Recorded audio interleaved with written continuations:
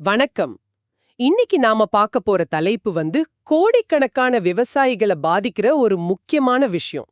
PM Kisan திட்டத்தோட 22வது தவணைத் தொகை. உங்ககிட்ட இருந்து எங்களுக்கு கிடைச்ச ஒரு யூடியூப் வீடியோவை வச்சு அந்த 2000 ரூபாய் எப்போ வரும், யாருக்கெல்லாம் கிடைக்கும், அப்புறம் இந்த புதுசா வந்திருக்கிற விவசாய அடையாள அட்டை விதி உண்மையா, இப்படி பல கேள்விகளுக்கு நம்ம தெளிவான பதில்களை பார்க்க போறோம். ஆமா, இந்த தகவல் பல விவசாய குடும்பங்களுக்கு உயிர்நாடி மாதிரி. அடுத்த கட்ட விவசாய வேலைகளுக்கு இந்த தொகை ரொம்ப அவசியம். ஆனா பணம் லேட் ஆகுமா, இல்ல ரூல்ஸ் ஏதாவது மாறிடுச்சுன்னு நிறைய கவலைகள் இருக்கு. சோ அந்த வீடியோல இருக்கிற உண்மையான தகவலை மட்டும் எடுத்து வதந்திகளுக்கும் அதிகாரப்பூர்வ அறிவிப்புக்கும் என்ன வித்தியாசம்னு இன்னைக்கு நம்ம தெளிவா புரிஞ்சுக்கலாம். சரி, அப்போ முதல் கேள்விக்கே வந்துடலாம். எல்லாருமே இதைத்தான் கேக்குறாங்க. அந்த 2000 ரூபாய் எப்போ எங்க பேங்க் அக்கவுண்ட்டுக்கு வரும்? நமக்கு கிடைச்ச தகவல் படி 21வது தவணை போன நவம்பர் 2025ல கொடுத்திருக்காங்க. அத வெச்சு பார்த்தா அடுத்த தவணை பிப்ரவரி இல்லனா மார்ச் 2024க்குள்ள வரணும். இதுதான் கணக்கு. ஆனா அந்த வீடியோல இன்னும் கொஞ்சம் குறிப்பா சொல்றாங்கல்ல. ஆமா, அதுதான் அதுல நாம கவனிக்க வேண்டிய விஷயம். 4 மாசத்துக்கு ஒரு தடவை பணம் தர்றது தான் இந்த திட்டத்தோட அடிப்படை. சோ நவம்பர்ல 21வது தவணை வந்திருந்தா அதுலேருந்து 4 மாசம் கணக்கு போட்டா பிப்ரவரி மார்ச் கரெக்டான டைம் தான். அந்த வீடியோ இன்னும் ஒரு படி மேல போய் மார்ச் 4ஆம் தேதி ஹோலி பண்டிகைக்கு முன்னாடியே பணம் வரலான்னு ஒரு எதிர்பார்ப்பை உருவாக்குது. ஆனா அதை விட உறுதியா பிப்ரவரி மாச கடைசிக்குள்ள கண்டிப்பா வந்துரும்னு ஒரு வலுவான நம்பிக்கையும் கொடுக்குது. பண்டிகை நேரத்துல பணம் வந்தா அது மக்களுக்கு பெரிய உதவியா இருக்கும். ஆனா அரசு அறிவிப்புகள் எப்போதுமே இப்படிதான் இருக்குமா? வந்துரும் சொல்றத நம்பி மக்கள் பிளான் பண்ண முடியுமா? இது ஒரு நல்ல கேள்வி. சில சமயம் அரசாங்கம் பண்டிகை ஒட்டி பணத்தை ரிலீஸ் பண்றது வழக்கம்தான். அது ஒரு நல்லெண்ண நடவடிக்கையா பார்க்கப்படுது. ஆனா நடைமுறையில நாம பார்க்க வேண்டியது என்னன்னா, இந்த மார்ச் நாளுக்கு முன்னாடிங்கிறது ஒரு எதிர்பார்ப்பு மட்டும்தான். விவசாயிகள் உறுதியா நம்பக்கூடிய விஷயம் அந்த பிப்ரவரி மார்ச் காலகட்டம் தான். பிப்ரவரி கடைசிக்குள்ள வந்துரும் நம்பி யாரும் அவசர செலவுகளை தள்ளி போட வேண்டாம். அரசு அறிவிப்புங்கிறது எப்போதுமே ஒரு தோராயமான காலக்கெடு தான். அதை நம்ம மனசுல வச்சுக்கணும். சரி, பணம் பிப்ரவரி கடைசியில வரும்னு வச்சுக்கலாம். ஆனா பணம் வர்றதுக்கு ஒரு புது தடை வந்திருக்கிறதா ஒரு பேச்சு போகுதே. இந்த தனி விவசாய அடையாள அட்டை, அதாவது ஃபார்மர் ஐடி, இது இப்ப எல்லாருக்கும் ஒரு பெரிய கவலையா இருக்கு. இனிமே இந்த கார்டு இல்லாம பணம் வராதுங்கிறது உண்மையா? இங்க தான் ஒரு பெரிய குழப்பமே இருக்கு. அதை நாம முதல்ல தெளிவுபடுத்தணும்.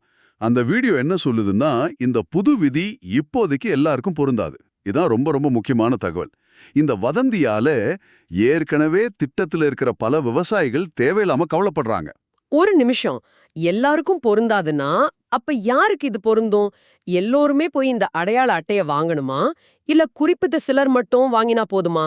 அந்த வீடியோ இதை தெளிவாவே சொல்லுது. தமிழ்நாடு, கேரளா, ஆந்திரா, கர்நாடகா, தெலுங்கானா உட்பட ஒரு 14 மாநிலங்கள்ல புதுசா பிஎம் கிசான் திட்டத்துல சேரப்போற விவசாயிகளுக்கு மட்டும்தான் இந்த ஃபார்மர் ஐடி இப்போதைக்கு கட்டாயம். ஓ, அப்படியா? ஆமா, அதாவது நீங்க இதுவரைக்கும் இந்த திட்டத்துல இல்ல, இப்போதான் புதுசா அப்ளை பண்ண போறீங்கன்னா இந்த 14 மாநிலங்கள்ல நீங்க இருந்தா இந்த அடையாள அட்டையை வாங்கணும். அப்போ ஏற்கனவே திட்டத்திலிருந்து பணம் வாங்கிட்டு இருக்கிற கோடிக்கணக்கான விவசாயிகளுக்கு இந்த 22வது தவணைக்கு இது தேவைப்படாது. இது ஒரு தற்காலிக நிம்மதிதான். ஆனா இப்படி 2 விதமான ரூல்ஸ் இருக்கிறது இன்னும் குழப்பத்தை உண்டாக்காதா? எல்லாருக்கும் ஒரே ரூல் கொண்டு வரலாமே. ரொம்ப முக்கியமான கேள்வி இது. அந்த வீடியோல இதுக்கான ஏங்கிற காரணம் இல்ல, அது விதியை மட்டும்தான் சொல்லுது. ஆனா நாம யோசிச்சு பார்த்தா இது ஒரு பைலட் ப்ராஜெக்டா இருக்கலாம். இந்த 14 மாநிலங்கள்ல முதல்ல செயல்படுத்தி அதுல என்ன சிக்கல் வருதுன்னு பார்த்து அப்புறம் நாடு முழுக்க கொண்டு வரலாம். இல்லைனா இந்த 14 மாநிலங்கள்ல நில ஆவணங்கள் நல்லா டிஜிட்டல் மயமாக்கப்பட்டிருக்கலாம். அதனால அங்க இதை ஈஸியா செயல்படுத்த முடியுது. ஒரு நிமிஷம், 14 மாநிலங்கள் மட்டும்தானா? இதுல ஏதாச்சும் ஒரு பேட்டர்ன் தெரியுதா? ஏன் தமிழ்நாடு இருக்கு, ஆனா பக்கத்துல இருக்கிற பாண்டிச்சேரி இல்ல? இது மாநில அரசோட முடிவா, இல்ல மத்திய அரசு பகுதி பகுதியா அறிமுகப்படுத்துதா? மிக சரியா கேட்டீங்க. அந்த வீடியோ இந்த கணுக்கங்களுக்குள்ள போகல. அது ஒரு தகவல் அறிவிப்பு மாதிரிதான் இருக்கு. ஆனா உங்க கேள்விதான் ஆழமான பார்வை. இது மாதிரி திட்டங்கள் மத்திய அரசு கொண்டு வந்தாலும் மாநில அரசு தான் செயல்படுத்தணும். சோ மாநில அரசோட தயார் நிலையை பொறுத்து இது மாறலாம். ஆனா ஏற்கனவே வாங்கி கொண்டிருக்கக்கூடிய பிஎம் கிசானுடைய தொகைக்கு தேவையில்லைன்னு வீடியோ தெளிவா சொல்றதால இப்போதைக்கு பயனாளிகள் பயப்பட தேவையில்லை. அப்போ இந்த விவசாய அடையாள அட்டை இப்போதைக்கு பழைய விவசாயிகளுக்கு பிரச்சனை இல்ல. சரி, வேற என்னென்ன காரணங்களால பணம் வராம போகலாம்? ஒருவேளை நம்ம பக்கமே தப்பு இருந்து பணம் வரலனா அது பெரிய நஷ்டம் இல்லையா? ஆமா, இதுதான் விவசாயிகள் உடனடியா கவனிக்க வேண்டிய பகுதி. அந்த வீடியோ ஒரு 3 முக்கியமான நிபந்தனைகளை சொல்லுது. இது டெக்னிக்கலான விஷயம்தான், ஆனா ரொம்ப ரொம்ப அவசியம். இந்த 3ல ஒண்ணு சரியில்லைனாலும் உங்க பேரு அந்த லிஸ்ட்ல இருந்து ஆட்டோமேட்டிக்கா நீக்கப்பட வாய்ப்பு இருக்கு. முதல்ல இகேஒய்சின்னு சொல்றாங்க.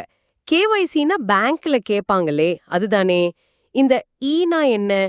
அப்போ இகேஒய்சிங்கிறது, ஆமா இந்த அக்கவுண்ட்டுக்கு சொந்தக்காரன் நான் தான், நான் இன்னும் உயிரோட தான் இருக்கேன், திட்டத்துக்கும் தகுதியானவன்னு நாமளே டிஜிட்டலா கை நாட்டு வைக்கிற மாதிரியா? ஹாஹா, அருமையான விளக்கம், கரெக்டா சொன்னீங்க. கேவைசினா நோ யோர் கஸ்டமர். இகேவைசினா அத ஆன்லைன்ல பண்றது. உங்க ஆதார் நம்பரை வச்சு கைரேகை மூலியமாவோ இல்ல ஓடிபி மூலியமாவோ நீங்க தான் உண்மையான பயனாளின்னு அரசாங்கத்துக்கு உறுதி செய்றீங்க. இது மூலமா போலி பயனாளிகளை நீக்க முடியும். ஆனா இகேஒய்சிய உடனே முடிங்கன்னு சொல்றது சுலபம். கிராமத்துல இருக்கிற ஒரு விவசாயிக்கு இன்டர்நெட் வசதி, அந்த கைரேகை மிஷின் சரியா வேலை செய்யறது, பக்கத்துல சேவை மையம் இருக்கிறதுன்னு இதுல நிறைய சிக்கல் இருக்கே. நீங்க சொல்றது 100க்கு 100 உண்மை. அந்த வீடியோ என்ன செய்யணும்னு சொல்லுதே தவிர அதை எப்படி செய்யறது, அதுல என்ன பிரச்சனை வரும்னு பேசல. 2வது நிபந்தனை பேங்க் அக்கவுண்டோட ஆதார் இணைக்காம இருக்கிறது. இது இப்போ எல்லா அரசு திட்டத்துக்கும் பொதுவான விதியா மாறிடுச்சு.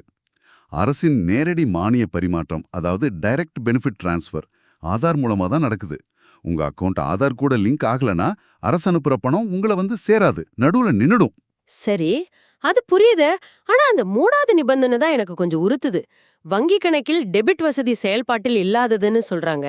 பொதுவா பணம் போடுறதுக்கு தானே அக்கவுண்ட் டீடைல்ஸ் கேட்பாங்க. பணம் எடுக்கிற வசதி, அதாவது டெபிட் ஃபெசிலிட்டி, ஏன் அரசாங்கத்துக்கு முக்கியம்? இது கொஞ்சம் குழப்பமா இருக்கே. நல்ல கேள்வி. நிறைய பேருக்கு இந்த சந்தைகள் இருக்கு. பல சமயம் மக்கள் வருஷக்கணக்கா பயன்படுத்தாத ஜீரோ பேலன்ஸ் அக்கவுண்ட்டையோ இல்ல ஜன்தன் அக்கவுண்ட்டையோ கொடுத்துடுறாங்க. அந்த கணக்குகள்ல எந்த பண பரிவர்த்தனையும் நடந்திருக்காது. அந்த மாதிரி கணக்குகளுக்கு அரசு பணம் அனுப்பும்போது சில சமயம் பேங்க் அதை டார்மெண்ட் அக்கவுண்ட், அதாவது செயல்படாத கணக்குன்னு சொல்லி ரிஜெக்ட் பண்ண வாய்ப்பு இருக்கு. டெபிட் வசதி ஆக்டிவா இருக்கிறது அந்த கணக்கு பயன்பாட்டுல இருக்குங்கிறதுக்கு ஒரு அடையாளம். அதனால உங்க அக்கவுண்ட் முழுசா செயல்பாட்டுல இருக்கான்னு செக் பண்ணிக்கணும். ஆக, இந்த 3 விஷயங்களையும் நீங்க சரி பார்த்துக்கிறது ரொம்ப அவசியம்.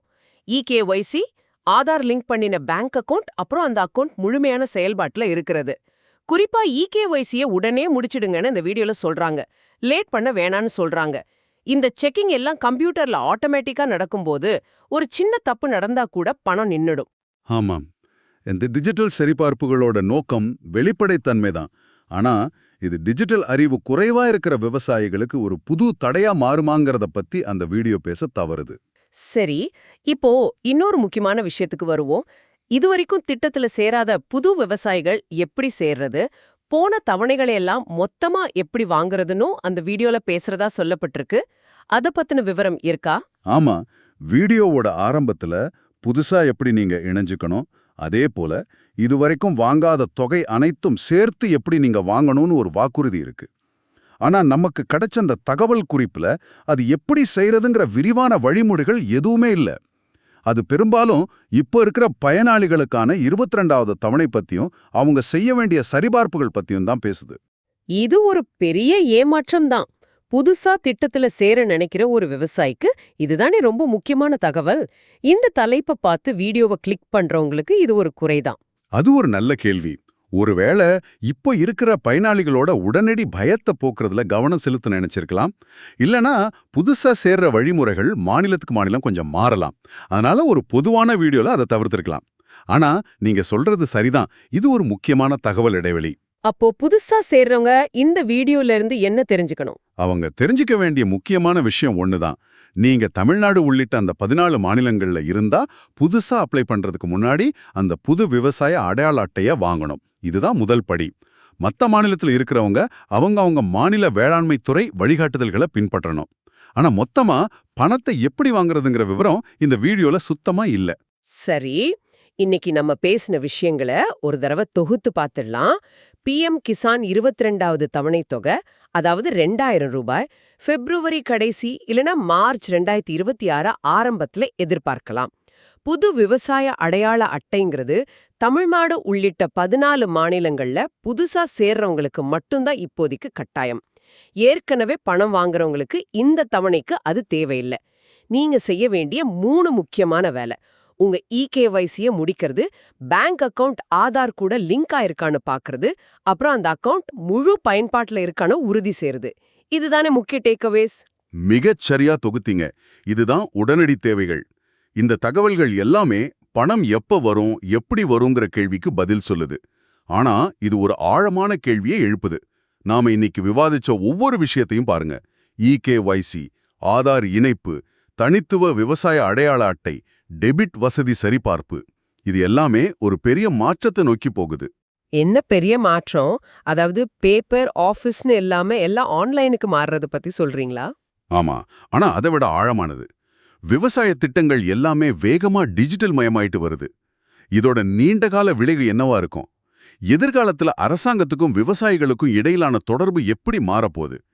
இன்னைக்கு நம்ம பேசின இந்த விதிகள் வெறும் டெக்னிக்கல் சரிபார்ப்புகள் இல்ல. இவை ஒரு விவசாயிய டிஜிட்டல் டேட்டாவோட அடிப்படையில வரையறுக்கிற முயற்சிகள். இது ஒரு சுவாரஸ்யமான பார்வை. அடுத்த 5 வருஷத்துல பதிவு செய்யப்பட்ட விவசாயிங்கிற வார்த்தைக்கான அர்த்தத்தையே இது மாத்தி அமைக்கலாமாங்கிறத நீங்க யோசிச்சு பார்க்கலாம். இனிமே நிலப்பட்டா வச்சிருக்கிறது மட்டும் ஒரு விவசாயிக்கான அடையாளம் இல்லாம, இந்த டிஜிட்டல் அடையாள அட்டையும் ஆன்லைன்ல சரிபார்க்கப்பட்ட தகவல்களும் தான் ஒருத்தர விவசாயியா அங்கீகரிக்குமா? இந்த டிஜிட்டல் மயம் திட்டங்களோட வெளிப்படைத்தன்மை அதிகரிக்குமா? இல்ல தொழில்நுட்பம் தெரியாத விளிம்பு நிலையில இருக்கிற விவசாயிகளுக்கு இது ஒரு புது கடக்க முடியாத தடையா மாறுமா? இதுதான் நாம இந்த வீடியோக்கு பின்னால இருந்து யோசிக்க வேண்டிய உண்மையான கேள்வி.